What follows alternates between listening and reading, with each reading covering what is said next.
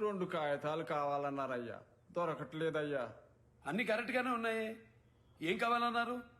మీ కిందోళ్ళకి ₹2 ఇచ్చి మీ కాడికి ఇలా వచ్చామయ్యా. మీ పయ్యోళ్ళకి మచ్చరేస్తే ₹2 కావాలంటున్నారయ్యా. మట్టి అడుక్కోవడానికి వచ్చిన రైతులు మా కాడ డబ్బులు ఆడుంటాయ్యా. ఆ కాగితాలు ఎలా ఇవ్వండి. ఇదిగో. అన్ని సరిగ్గానే ఉన్నాయి కదా, ఏం తక్కువ అయ్యాయని? రామారావు గారు, సంతకం పెట్టండి. రామారావు గారు, పెట్టండి సంతకం. ఈ డబ్బు ఎక్కడిది?